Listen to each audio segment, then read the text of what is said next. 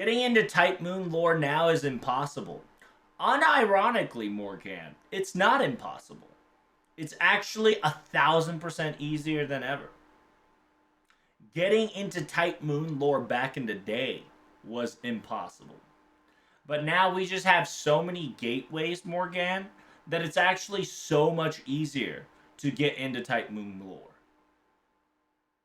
How? Well, it just depends on how you approach things, right? You have to start them by making sure that they fall in love with a favorite character. They need to find their niche, right? And that doesn't always mean, Morgan, that you'll be able to envelop them fully to TypeMoon lords, right? It's one of those things that no matter what, this lore, this quote unquote world that we know of, is a fantasy level of dimension, right? Meaning that no ordinary people are going to enjoy it just stepping in. You get what I'm trying to say? You're trying to apply the TypeMoon lore to everyone when I'm trying to tell you that TypeMoon lore isn't for everyone. It really is super niche down, super nerds that loves to talk about theories and hypotheticals and using small details that are so minute yet so consistent that plays a very important role throughout the entire universe to predict, talk, and accumulate thesis statements of how the thought process of Nasu works. Right? To try to comprehend, try to make that comprehend to a feeble pleb mind that only wants anime to get pussy, it's gonna be impossible. So, what you have to do is you have to seep them in slowly but surely, right? For instance, Apocrypha, right? Apocrypha is a good gateway anime for Fate series, just because they introduced a lot of the characters, and it's the easiest way to pivot towards FGO because 99% of the character is in FGO, right? Technically 100, but it's technically 99 because not all of them were in there. Because Semiramis needs a buff before she can come back in here. Um, and on top of that, you got your Fate route, you got your Unlimited Blade Works route, you got your Heaven's Feel route. You've got a lot of routes and a lot of systematic method allowing a player or a person to figure out what sort of world and genre this is, right? You can give something simple as well, like giving you like a 30-minute episode of Singularity F. If not, give them a lost room where it's just question mark, question mark, question mark, right? But the mystery will catch them off guard. Or plain and simple, just show them fucking Camelot, right? And then to be like, oh shit, that's fucking cool. If not, just be like, hey, there's the show that I want you to watch, but I highly recommend playing the game first. Or you make them watch the show and be like feeling playing the game to get to that point because the anime and the mobile game goes on two different routes to an extent, right? And this is just still in the Fate Stay Night universe, right? If you want mysteries, thrills, case file. But now we're starting to get to the point that I think Mahoyo, I believe it was, getting an HD anime reboot or remake. So that's going to be exciting, starting to slowly but surely transfer towards the Tsukihime side, right? Um, the TypeMoon Tsukihime side, where slowly but surely we now have practically all the visual novel variants that you can try to convince them to read, but they're probably TikTok brain, so they can't comprehend sitting down more than 5 minutes to read a good fucking story, or things turning into 17 pieces. But yeah. But I genuinely think, compared to back then, my good friend, we have it easy. There's too many Fate spin-offs to keep track off the lore, though. Well, that's where your thought process is wrong, right? Because you're saying that there is entire route when there is in technicality Fate Stay Night route, then there's other variants, right? They're not really spin-offs. They're just different worlds, different dimensions, different area. If you have a time dimensional shenanigans circumstances, you can all tie it up to one, which is FGO. And Fate is going to have spin-offs, and they have to, and that's the best thing about them, because there's already three different timelines. Proto's kind of missing, but Proto definitely is a timeline that they can diverge to if they want to. But you got the Apocrypha timeline, they got the quote unquote Fate Stay Night timeline, and then they've got technically the Requiem timeline that you can kind of trace, but at the same time, it's kind of preset in stone where it is. And it really just depends on how you want to see things differently, right? If you want to see the world of Fate, you watch all the Fate side of things. If you want to watch the world of Gaia, aka Tsukihime and whatnot, you go watch or read on the side of like Tsukihime, Mahoyo, a couple other things that'll probably get HD remake soon, like Mahotsukai no Yoru, right, etc., etc. You still have stuff like Liger Coliseum and Fate Labyrinth, though. I mean, those can get remade too. I mean, Fate Extra Record is coming out, right? So we can only hope that those things come back as like a mobile app once Lasengle gets like bigger and can split into different projects and whatnot.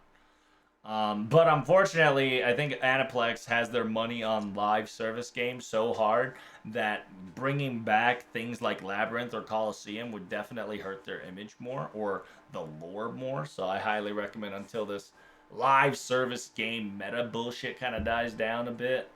Um, I don't think they should touch that yet. Or they could just, like I said, HD remake it and slap it in. And I don't think people don't mind playing those type of games. Like Witch on the Holy Night or Garden of Sinners are kind of confusing. Witch on the Holy Night is not that confusing, but I can understand why you can get confused. Because they do throw you in a world and shoot you with topics that you need to comprehend by learning that world. But Garden of Sinners, I 100% agree. Unfortunately, Garden of Sinners is definitely a hey, you better fucking catch up or else we ain't stopping, homie, right? And you also got to know Nasu's mental thought process and what he wants to show you on those types in order for you to get the messaging that he's trying to convey and kind of the symbolism that he's showing. Angel Note hit hard though. Well, you play FGO, right? Angel Notes, Land of Steel, all the notes types are in FGO, so there's no reason for notes to be ever need to be rebooted.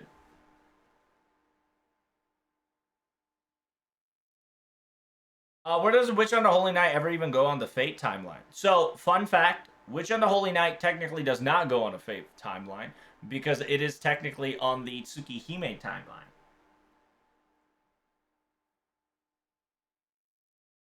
And it's gonna be a little difficult because technically it's not a Tsukihime timeline, but I'm just gonna tell you that it's on that variant side of things. Just think of like Tsukihime as one dimension and Fate as like another dimension, and then Fate Strange Fake is literally the middle child. That's kind of like the border of between.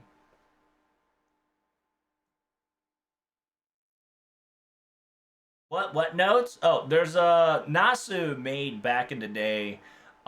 Really compile stories that he wanted to later like implement to a big series and whatnot. It's called the Notes, aka like uh, Angel Notes. I think it's called specifically. It's a series of short stories that he wanted to just kind of like throw out there and just kind of have fun with. And it's essentially it's about Land of Steel, Gun God, VVVV, not ORTs, XYZs, and all that good stuff. He was able to implement like 99% of it right now in FGO. So If you want to know more about notes, and if you want more note references, definitely play FGO. Which, like I said, if you liked notes and you want to slide in, play FGO because a lot of the note references are in FGO season 2. I started reading Tsukihime the original not too long ago. Now you do have to be careful, Morgan, that Nasu has officially stated that there is some retcons in the new TypeMoon, which is officially the new canon. So the information you might get from the OG Tsukihime might not apply to the new lore of both Fate and the Tsukihime world now. So be careful on that. Fate Strange Fake is sequel to Hollow Axtria? No, it's not. Hollow Axtria is actually a sequel to Actually, I can't answer that question because Hollow Axtria is a interesting sequel variant because technically it is based off of the Fate Stay Night sequence. In technicality, it doesn't fucking matter which where you go because the main story is technically not about Shiro and your boy. It's more about your girl Bazette and this one servant called Angor Manu and others, of course, but those two are kind of the main component.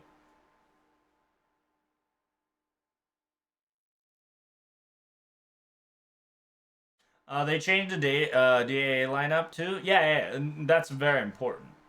DAA lineup now plays a significant role. Soon, excuse me, not now, but very soon, DAA new lineup roles are going to play a significant role later on. At the same time, the new Tsukihime introduced circumstances of abilities with certain terminologies that is utilized and understood by the TypeMoon fans that can explain practically 6.5.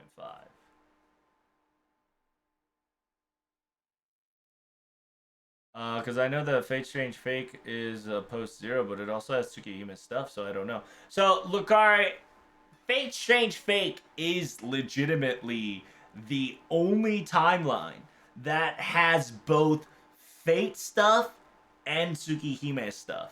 It is legitimately the um it is the veil, legitimately. It is the veil of separation kind of being broken upon. It's kind of a series that kind of introduced that thing, right? Where in technicality, in the Fate world, Elia rules the world, so the Fate system and summoning system works, and there's not much of a quote unquote the concept of dead apostles, mysteries and super creatures kind of existent anymore in the Fate timeline as much. But compared to that, and you go to Gaia, which is the type Tsukihime world, right? The supernaturals are the dominant species. Yet they're still counterparts to humanity, right? Human still has capability to defeat these super species, but it's one of those things where it's more of mystery and mayhem and monsters were roam allowed to roam and do more fucked up shit because Elia doesn't. Elia's not as strong, and it's Gaia that takes over. And people will be like, "Isn't Elia Gaia same thing?" In technicality, yes, but two sides of the different coins, right? So technically, we are hinting at the Tsukihime timeline is in the ages of the gods. To an extent, not really, because you could like if you read Mahoyo, right? If you read Mahoyo, it kind of technically tells you that it really isn't, but it isn't, right? But there is a significant magical technological differences in the Tsukihime variant side and the Fate Stay side. So yes, that is in a way correct.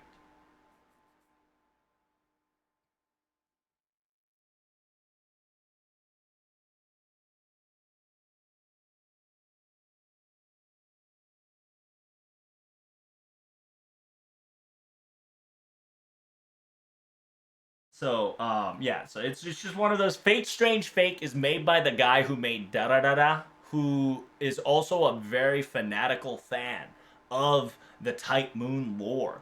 And so Nasu kind of gave him a big fucking role to create a story that doesn't fuck up the balance and the storytelling and the story concept and its backbones and its law and logic of both worlds, and just kind of like melding them together into this melting pot called Fate Strange Fake, of having the both true and fake Holy Grail War combining with the quote unquote DAAs and other shenanigans kind of coming into play. That's why you get all these broken ass characters, like that character you saw on the 30-minute VOD, right? Of course, I don't want to go any further because I'm hoping this year we get the anime variant, but you know, God fucking knows. Usually the dude doesn't make anime until this shit's like 99% finished, and we're definitely getting to the final arc of it, but we're still a little far a bit.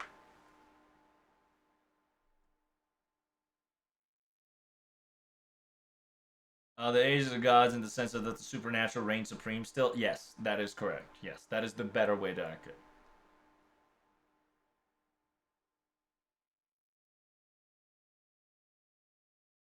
So if the archetype Earth we summon in FGO when using Ascension True as Arcade, choose clearly the same Arcade that appears in Tsukihime, then how come we can summon Gaia existence into the Elia world? Aoki Arcuate in her Valentine's Day cutscene basically states that she is one from Tsuki. Oh, you lucky you're the first time chatter, because I would have shut that shit down. God damn, you fucking wrote up an entire paragraph. You scared the shit out of me like Freddy Fazbear jump scare.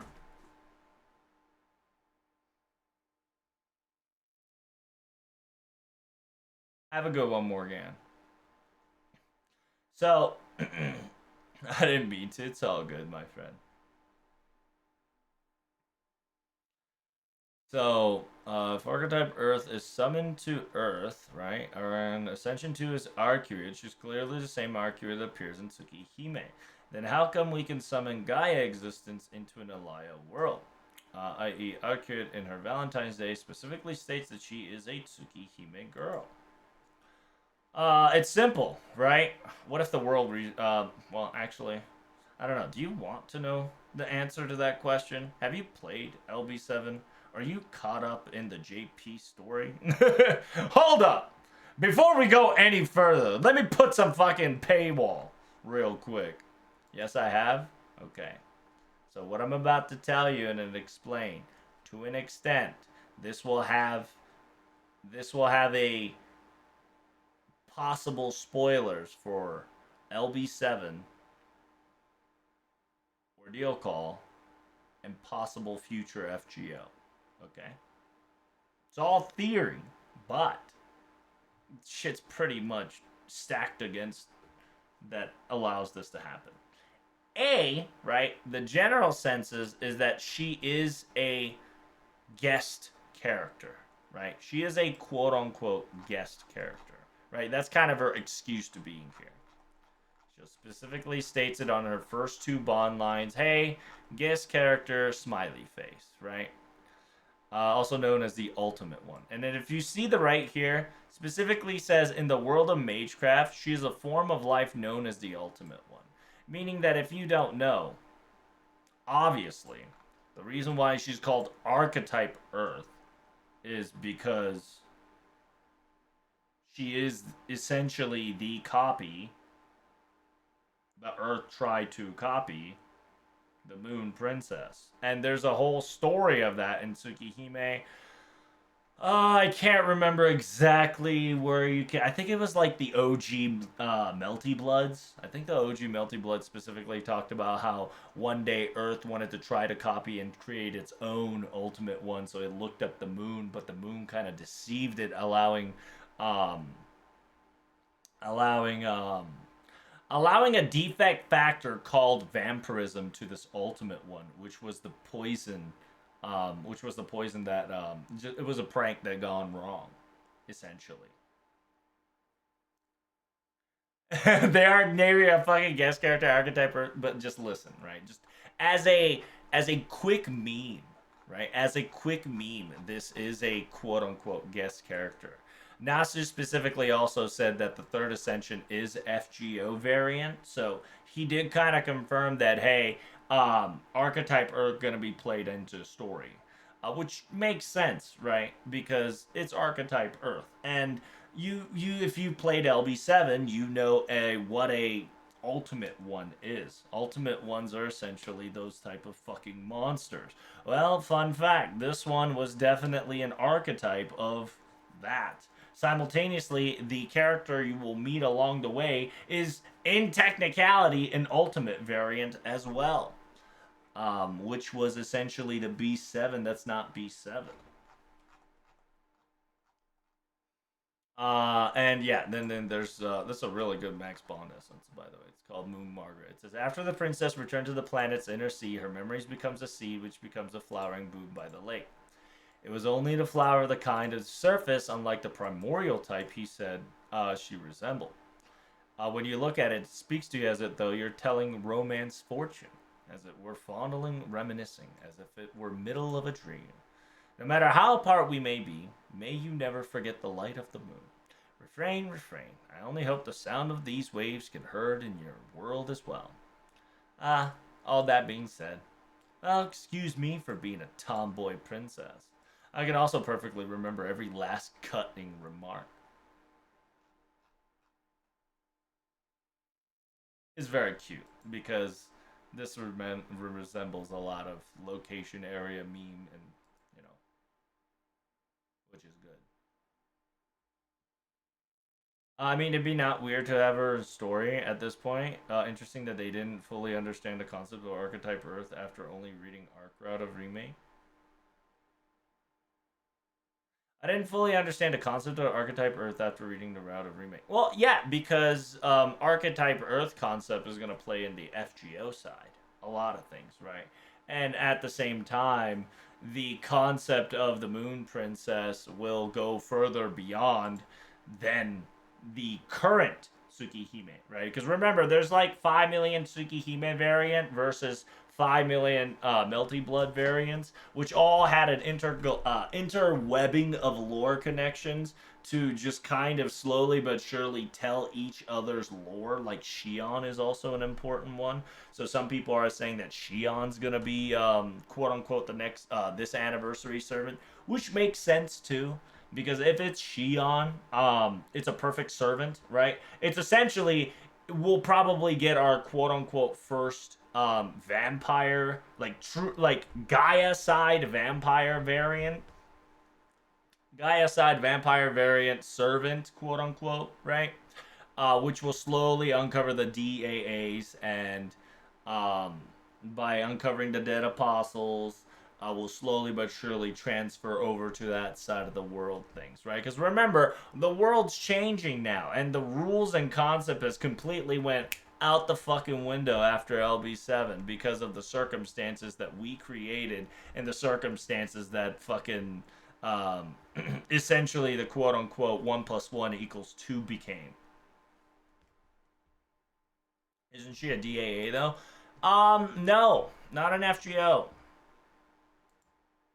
Not an FGO. Also with Fabio Roland, right? Fabio Roland is not Nevasquar, a Chaos, aka Narrow Chaos, right? In FGO, they're specifically making each an individual character variants specifically non-vampiric on purpose. So, like for instance, the Shion is the part that she didn't get infected by Tatari yet. She didn't fully undergo the vampirism that allows her to become a super dead apostle and psycho bitch.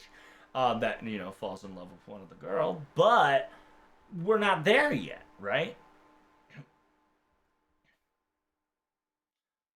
Um, at the same time, Fabio Roa he shows up in FGO and he's just like, I'm a mage, I'm an alchemist, I'm a sage in the gate of sage of Atlas Door. And you're just like, what the fuck? Aren't you supposed to be the mad scientist, crazy buttfuck that tries to do things? And like, aren't you the guy that wants immortality, because you've essentially, he's the best character to parallel with Mato Zoken, right? Because in a weird way, you can parallel him with Mato Zoken, both great mages, both great sages, but because they got cling to life and because they got cling to this circumstances of immortality and selfishness, they kind of lost themselves and essentially lost humanity and became the monster of they are.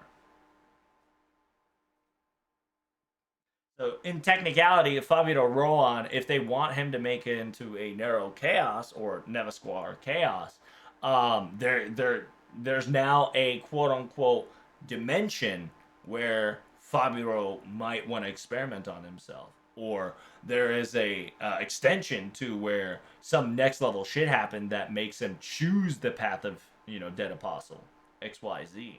Same goes with Shion, right? Like currently, Shion is not the Shion that we know of, but we know what Shion is capable of. But you can clearly tell in Ordeal Call 1 that specifically stated that it was not happening because of somebody technically took that place as well.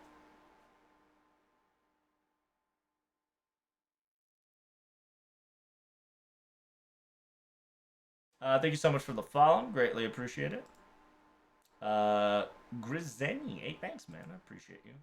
So that's why I should look at Tsukihime characters that appear in kind of FGO. It's kind of like FGO5 version to ones from Tsuki. Yeah, yeah. Like for instance, like you said, there is a Tsukihime variant in quote unquote FGO, right? But just understand that if they're going to play an FGO story, they're going to be an FGO character. So it's going to act completely different from, they might act similar, they might act familiar, but they're not going to act exactly the way we know in Tsukihime and Melty Blood, in, like Back Alley, etc., etc. So yes, I genuinely think looking at all the TypeMoon characters that'll slowly bleed into FGO as a homage, right, from Tsukihime's and Mahotsukai no Hako, right? Because we just got a new alter ego that essentially never fucking existed for 10 plus years.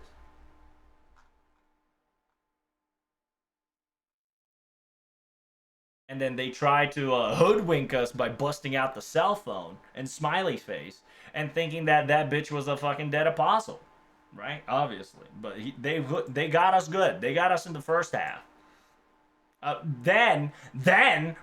Then they surprise us with a goddamn holy scripture on the third ascension, which equates, right? Everybody's like, oh my god, there's this holy scripture in FGO, so therefore Tsukihime shit's gonna start bleeding in, which it technically already started bleeding in. But at the same time, like CL, right? And CL's 9-star bullshit is now slowly but surely can come in if it wants to.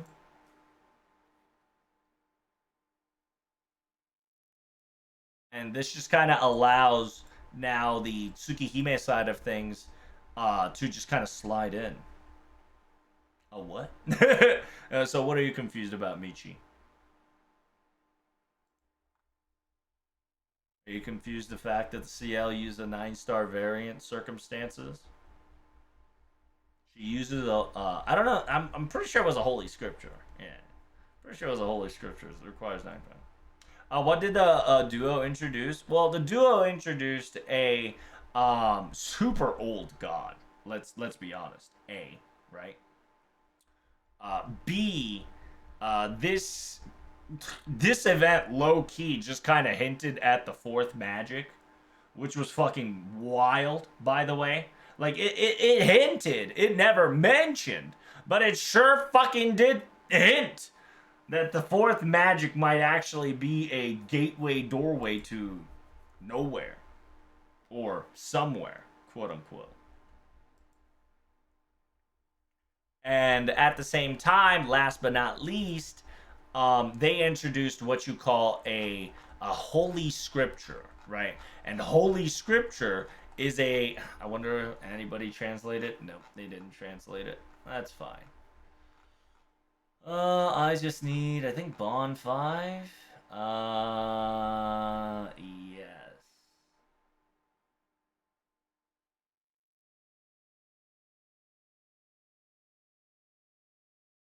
Sora. Da, da, da, da, da, da. Oh, there we go. Sirius. Yeah, Sirius, aka the combination of the Holy Scriptures that was created within her Saint Graph.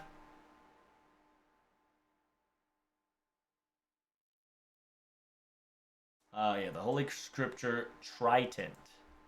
One of the higher level of the vampires, right? Higher level vampires, even up to the level of the Dead Apostle 27s, specifically use this to create a microcosm model scale in a weird way to TLDR this fuckface's circumstances. There was a dead apostle that was a really smart man, right? Really impressive, really brilliant. He was so smart that it was just like, hey, immortality would provide me useful to unlocking who this God is, right? And fun fact, in a way, he proved that there is no quote unquote God. He accidentally proved to himself that there was no the Lord in in Tsukihime in the Tsukihime world, and accidentally created this holy scripture called Trident, which is essentially a microcosm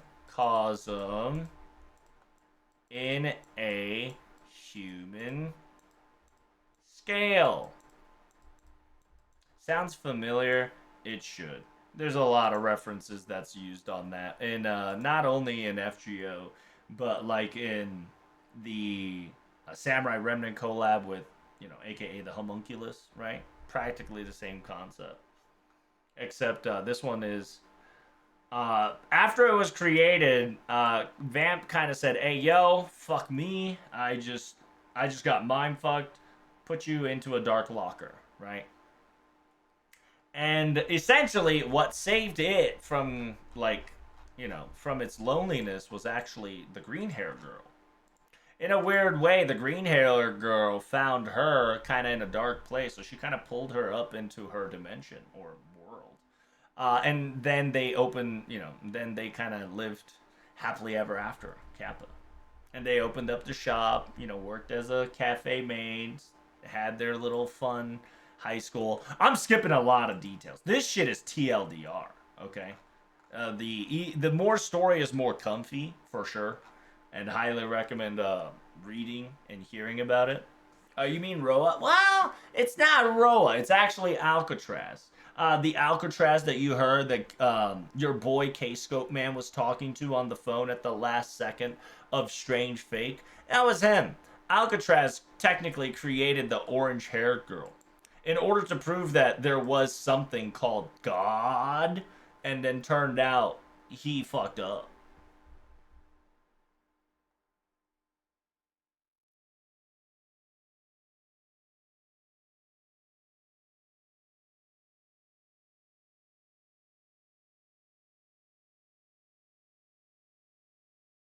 Well, the amount of lore dump my brain's trying to keep up with is amazing. I love this. Not gonna lie, you know so much about this stuff. Hey man, I love FGO. My friend hook, line, and sinkered me through Fate Unlimited Blade Works. Once I knew the Unlimited Blade Works gimmick, I was just like, what the hell? What is this? This is awesome. And now I've been reading it up ever since.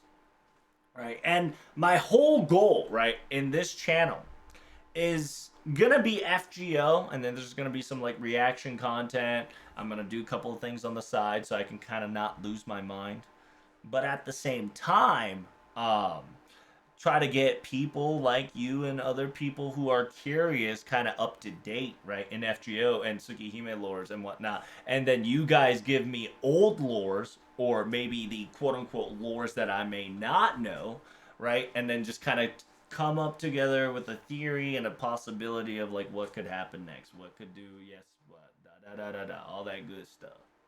So I'm glad you're enjoying it. However, the problem that we will have is that I will go on a giga tangent. As you can see, I was trying to record a video like 2 hours ago. I fucking went balls deep and started talking about FGO. Oh shit. But yeah, it's Every Thursday we try to come up with a theory, right, of why circumstances can happen and whatnot.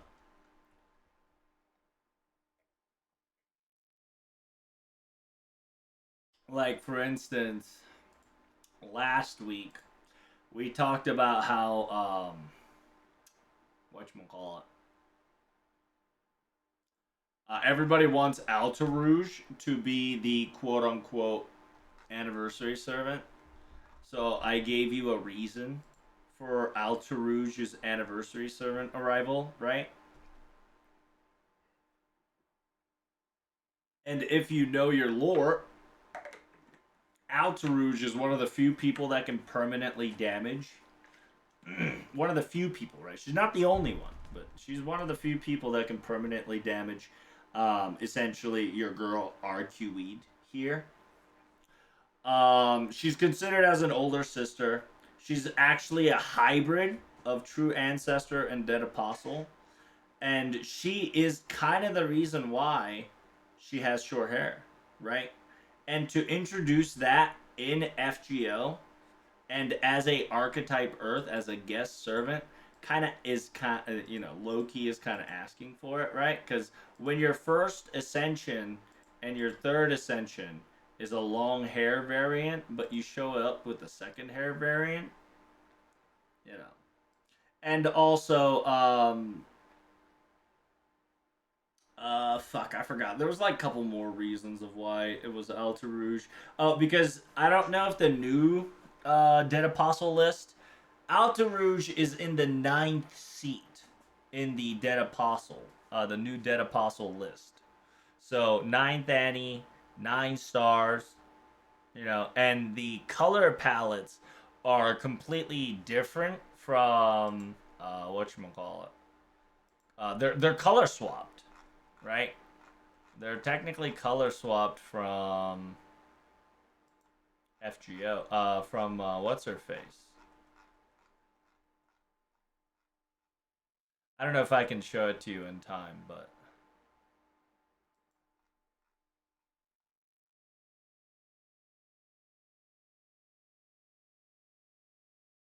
there's a lot of good pictures in FGO, so don't forget to follow me on Twitter.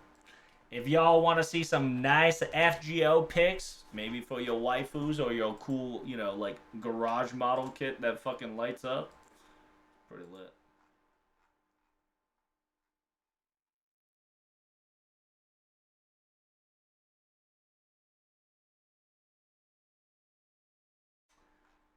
I don't know if I can find it. It's one of those things where it's already been a week, so there's like 5 million pages that we talked about, right?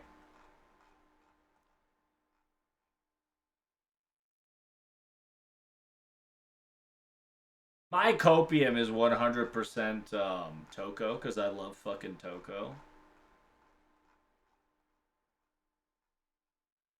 Because if there's an Alco, there better fucking be a Toko, and if there's a Toko, I can use Toko as a ingredient for DaVinci Beast 5.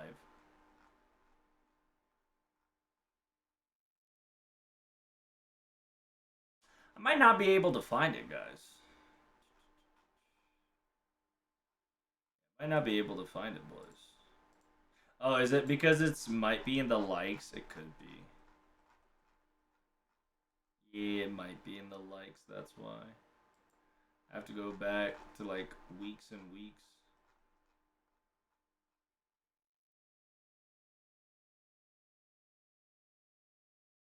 Uh,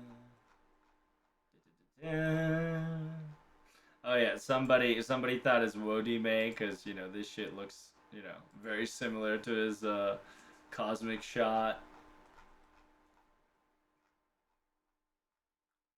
Let's see. I gotta go like another week down.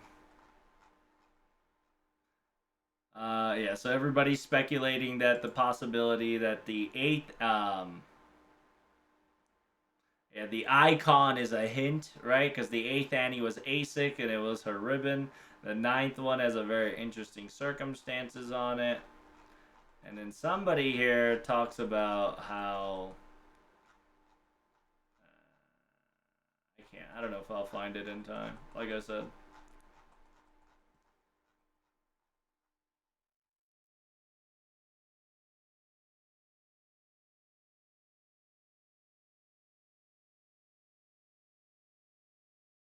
Oh yeah, cause there you go. The logo's parallels Arcuid seventh logo reversed in color, associating gold instead of silver. Falcon Moon Arcuid was a breath of the planet, thus floral. Alt is golden moon. Simultaneously, Alta Rouge owned Falcon, right? So it's kind of a funny variant thing to kind of discuss on, right? No official design in 20 plus years. Been introduced in FGO over Tsukihime. Dumb shit that Nasu would do. He's got some very good knowledgeable variants and whatnot, so possibility is there, right? And we went all fucking head deep on it and whatnot. It was fun.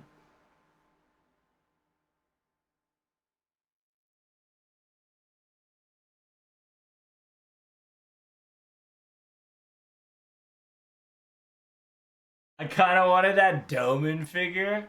Which one? The Garage Kit variant? Mm.